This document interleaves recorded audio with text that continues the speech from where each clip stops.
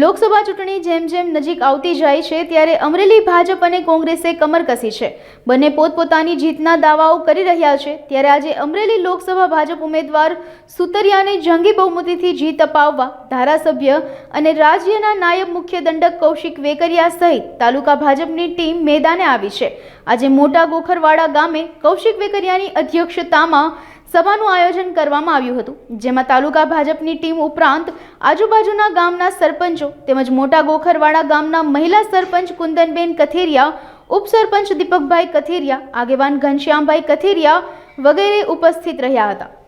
આજે અમારા ગામની અંદર કૌશિકભાઈની અધ્યક્ષતાની અંદર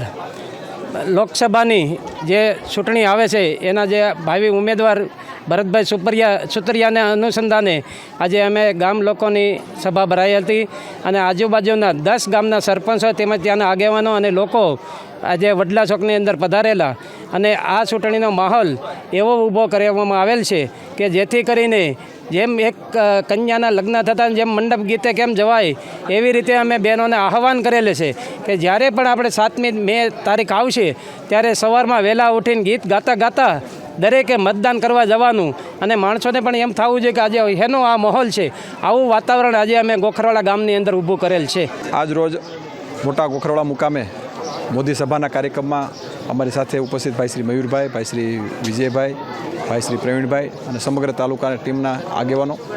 આજુબાજુના તમામ સરપંચશ્રીઓ, જે રીતે પ્રદેશ ભાજપ દ્વારા કાર્યક્રમ આપવામાં આવ્યો છે કે ક્લસ્ટર વાઇઝ મોદી સભા જે રીતનું આયોજન કરવાનું છે,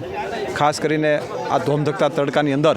તમે પણ જોયું હશે કે મોટી સંખ્યામાં લોકો હાજર રહ્યા અને મોદી સભામાં જે રીતે દેશના યશસ્વી વડાપ્રધાને સમગ્ર ભારત દેશની અંદર જે કાર્યો કર્યા છે એ કાર્યોની વાત પણ કરવામાં આવી, રાજ્ય સરકાર દ્વારા થયેલા કામોની પણ વાત કરવામાં આવી અને ખાસ કરીને અમારા ઉમેદવાર ભરતભાઈ સુતરિયાને જંગી બહુમતીથી જીતાડવા માટે સૌ લોકો અપીલ પણ કરી અને ખાસ કરીને મોટી સંખ્યામાં તમામ ગામના આગેવાનો ઉપસ્થિત, સરપંચો ઉપસ્થિત રહ્યા, સમગ્ર ટીમનો હૃદયપૂર્વક આભાર પણ માનું છું।